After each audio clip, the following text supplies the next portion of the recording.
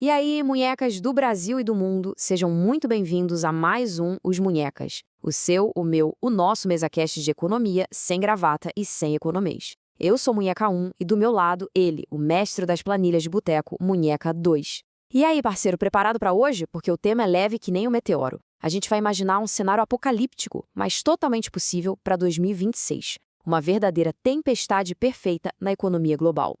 É isso aí, a pergunta de US$ 1 milhão, né? Porque não é só uma coisinha dando errado.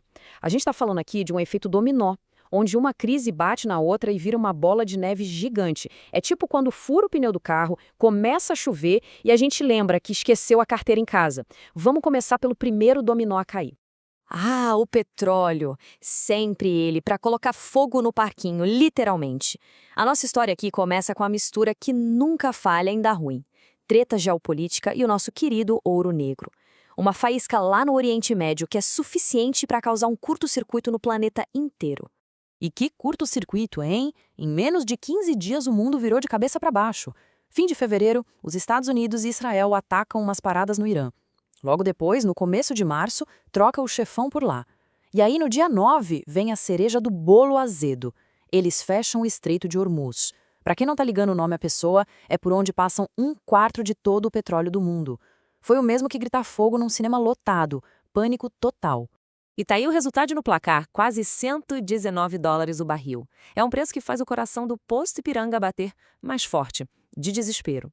Um número desse significa uma coisa. A gasolina vai para a estratosfera, o frete do caminhão que leva o tomate para a feira explode, e no fim, tudo, absolutamente tudo, fica mais caro. E o mais doido é a velocidade do estrago. Olha só, o petróleo Brent sobe 16%, o WTI sobe 25%, mas se liga no combustível de avião. Dobrou de preço, dobrou. Isso significa que as companhias aéreas entram em pânico, o preço daquela viagem sonhada vai para a lua, a logística do mundo inteiro fica ameaçada, aí o G7 tentou apagar o incêndio jogando mais petróleo no mercado, mas, o susto já tinha travado tudo. Pois é, e enquanto o mundo todo estava de olho na treta do petróleo, outra bomba explodiu. Só que do outro lado do mundo e sem fazer barulho. O segundo tranco não veio de navio, veio de um relatório. Um papelzinho que mostrou que a economia americana estava com uma febre altíssima. Essa imagem aqui resume a ópera. A galera de Wall Street, os analistas, esperavam a criação de 60 mil empregos. Sabe o que veio? Veio uma rasteira. Menos 92 mil. É uma diferença que não dá nem para explicar. Foi tipo esperar um aumento e receber a conta de demissão. Mostrou que a economia, que parecia forte, na verdade estava andando numa casca de ovo. E se o número principal já foi um soco no estômago, os detalhes foram um chute. O desemprego subiu para 4,4% e só não foi pior porque mais de 1 milhão de pessoas simplesmente cansou de procurar emprego, jogou a toalha. Mas o ponto que dá um nó na cabeça é o seguinte: tem menos gente trabalhando, mas o salário de quem ficou continuou subindo. É o pesadelo de qualquer banco central. Beleza, o cenário é um incêndio com gasolina no Oriente Médio e outro incêndio no mercado de trabalho americano. Os bombeiros, ou seja, os governos e bancos centrais, precisavam agir. Só que aí vem o problema. O balde de água de um incêndio podia ser gasolina para o outro, um dilema de lascar. Para conter o fogo do petróleo, a resposta foi na base da força bruta. Os países ricos, o G7, junto com a Agência Internacional de Energia, falaram: libera tudo. Soltaram até 400 milhões de barris de petróleo que estavam guardados para o dia do apocalipse. Foi uma das maiores liberações da história. Basicamente, uma tentativa de acalmar o mercado na base do grito.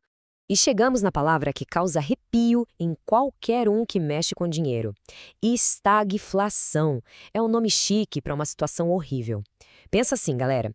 É quando o preço do aluguel sobe, mas, no mesmo mês, o seu chefe te avisa que vai ter que cortar suas horas. A economia para de crescer, os empregos somem, mas os preços continuam subindo sem dó. É o pior cenário possível. Exato. E esse é o beco sem saída do Banco Central americano. É uma escolha de Sofia. Se eles sobem os juros para tentar baixar a febre da inflação do petróleo, eles correm o risco de afundar a economia de vez e gerar mais desemprego.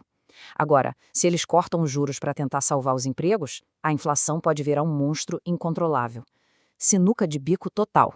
Não tem resposta fácil. Mas olha que loucura. No meio desse caos todo, desse incêndio na economia de verdade, tinha uma festa rolando em outro bairro. Um setor da tecnologia que parecia viver num universo paralelo totalmente imune a essa crise toda do petróleo e do desemprego. 650 bilhões de dólares. Cara, é tanto dinheiro que é difícil até de imaginar. Essa era a grana que estavam planejando investir em infraestrutura para inteligência artificial só em 2026. É como se, no meio da tempestade, alguém estivesse construindo uma cidade inteira, super moderna, com um guarda-chuva de titânio. E esse slide aqui é o mapa do tesouro, ou do desastre. Ele mostra para onde o dinheiro fugiu. A grana saiu correndo de setores que estavam apanhando, tipo companhia aérea e banco pequeno, e foi direto para quem vende as picaretas e pás dessa corrida do ouro da inteligência artificial. Empresas de chip, de energia, a galera que está construindo a base física desse novo mundo. Certo. Então, vamos juntar as peças. De um lado, o mundo pegando fogo com crise de petróleo e desemprego. Do outro, uma revolução tecnológica com dinheiro infinito. A grande questão que fica no ar é: a gente está vendo o início do fim ou é só um pânico exagerado que, na verdade, é uma baita oportunidade? E aí vem o cara do contra. Esse estrategista, Jim Thorne, chega na contramão da manada e manda essa. Na hora do pânico máximo, quando todo mundo está vendendo desesperado, é a hora de comprar. Ele está basicamente dizendo que o mercado reagiu com um medo muito maior do que o problema real. E tem uma lógica por trás dessa coragem toda. Primeiro, ele olha para o mercado de petróleo e vê sinais de que esse choque é coisa de curto prazo. Segundo, ele aposta que se o tal Estreito de Hormuz reabrir, o preço do petróleo não vai cair, ele vai desabar. E tem mais. A Bolsa de Valores de Israel, que está lá no meio do furacão, aguentou o tranco bem demais. Talvez isso seja um sinal de que o resto do mundo está panicando à toa. E a gente fecha com essa pulga atrás da orelha para todo mundo. Essa tempestade perfeita de 2026. Seria só um susto? Um teste de estresse para o sistema? Ou seria o começo de uma nova era? Uma era em que a gente vai ter que se acostumar com várias crises acontecendo ao mesmo tempo como regra do jogo e não como exceção. Fica aí a reflexão. Valeu, pessoal. Até o próximo Munhecas.